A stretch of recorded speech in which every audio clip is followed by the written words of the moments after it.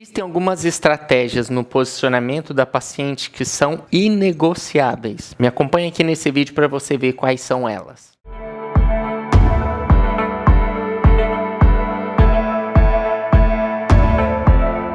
Durante o decorrer da sua trajetória cirúrgica, na sua curva de aprendizado, existem momentos em que não há negociação. Por que eu falo isso? Porque isso influencia diretamente no resultado da sua cirurgia. Porque pensa comigo, independente do que aconteça na sala de cirurgia, a responsabilidade é sua, cirurgião ou cirurgião ou cirurgiã. Por quê? Porque o doente ele vem atrás de você. Ele foi atrás de você para fazer a cirurgia, teve algum evento adverso, alguma complicação, independente qualquer que seja, ele vai perguntar para você o que aconteceu.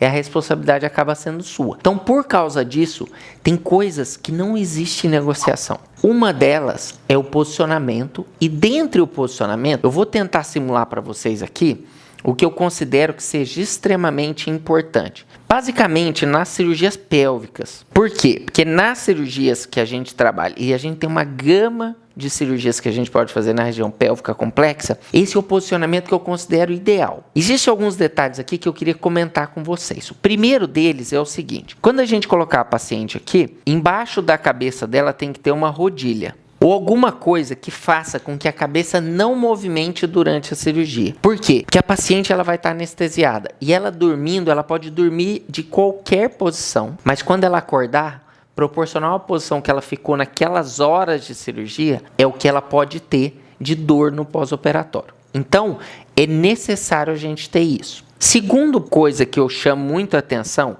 é a fixação dos eletrodos e dos materiais que vão estar aqui vinculados à paciente. Por exemplo, o oxímetro, então eu vou chamar de 2. O oxímetro, os colantes aqui que vão servir para a medida da frequência cardíaca, o material que a gente vai utilizar aqui para a medida da pressão e a soroterapia. Isso tudo tem que estar muito bem fixado. Por quê? Porque o ideal é que durante a cirurgia, o anestesista, o instrumentador, o circulante, qualquer pessoa da sala, não entre por baixo do campo para reposicionar a paciente. Então, ao final do seu posicionamento, você precisa, e por isso que o posicionamento, quem faz é o responsável pela cirurgia. Porque daí no final você checa se o oxímetro está funcionando, você checa se o soro está gotejando, para você não ter intercorrência durante a sua cirurgia. Não no momento que a cirurgia está super tranquila, aí não tem problema. O problema é quando você tem uma complicação.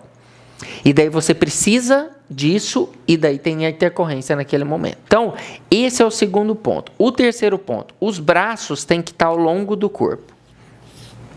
Você, com a abraçadeira aqui, independente de um lado só ou do outro, a gente não cabe aqui, nessa distância, com a paciente nas pernas lá, com a bota. Então, o que você costuma fazer aqui? Você costuma empurrar com o seu corpo, o braço da paciente. Com isso, você hiperestende o ombro, e daí a paciente pode acordar com dor. Então, a paciente precisa estar com os braços ao longo do corpo, os dois. Não precisa, se for colocar soro no braço, precisa estender o soro para o anestesista que está aqui, ó, ter o acesso por aqui e não por aqui, certo? Outra coisa, a maioria delas, né, mais de 90% das estruturas das perneiras, ela tem um metal aqui. Ou naquela borboletinha que a perneira vai, ou na maca. Então, as estruturas da paciente não podem estar em contato com esse metal. Então, você precisa proteger as mãos e as estruturas da pele da paciente. O que eu acho que muda? Que você evita várias coisas. Primeiro, a gente coloca um colchão piramidal aqui, aquele colchãozinho que parece o casca ou caixa de ovo, sabe? Que tem várias bolinhas aqui. E você coloca ele até aqui, no tronco da paciente, e você coloca a paciente sem lençol sobre ele, porque daí ela não escorrega. Você corta um pedaço e coloca aqui no braço da paciente. E você vai, então, aqui o colchão, e você vai colocar um lençol por debaixo da mesa, saindo para os dois lados. Aí você coloca o braço rente, vem o lençol por baixo, passa por cima do braço e coloca embaixo da nádega da paciente. Alguém puxa a paciente para lá um pouquinho, você coloca. O peso da paciente segura o lençol. E o lençol segura o braço. Aí aqui é o sexto, que é o lençol. O sétimo é o seguinte, a gente tem que preocupar com a energia. A gente não faz cirurgia sem energia.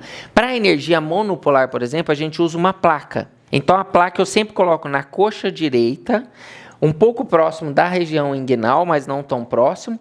Por quê? Porque os cabos eu padronizei que saem aqui, porque o gerador fica aqui no ombro direito da paciente. Então a placa é o oitavo item que a gente tem que preocupar. Quando a cirurgia demora mais que 1 hora, paciente com cirurgias profundas, pélvicas profundas, com doenças oncológicas ou com algum sinal anterior ou sintomas de eventos tromboembólicos, a gente precisa preocupar com a bota pneumática que a gente coloca na paciente.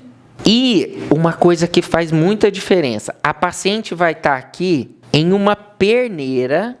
Eu gosto muito daquela perneira americana, que você pode, ela tem um amortecedor, você faz um movimento nela assim, e ela levanta e abaixa as pernas. Mas o mais importante é aqui, ó.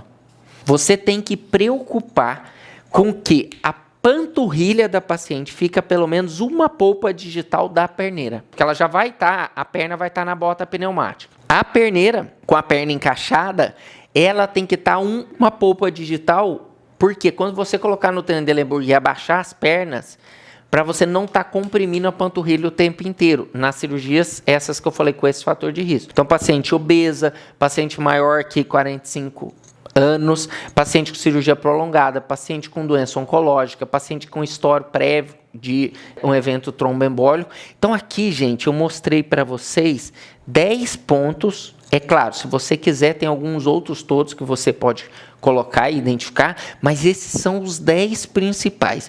Eu diria, e na minha cirurgia, esses 10 pontos, eles são inegociáveis. Eu posso deixar todo mundo posicionar, posso fazer com que o anestesista vai pegar aqui os acessos, mas depois eu volto fazendo o checklist de cada um deles. Ah, tem mais um aqui que eu vou passar para vocês. Então a gente vai considerar como 11. Na hora que eu termino tudo, isso aqui que eu mostrei para vocês, o que eu coloco? Uma manta térmica da região do apêndice tifoide para cima e a gente liga aqui o aquecedor. Porque isso tudo vai evitar que a paciente tenha evento tromboembólico, evita que ela tenha queimaduras, evita que perca o soro e, por exemplo, caia alguma medicação na região do subcutâneo e ela desenvolva celulite.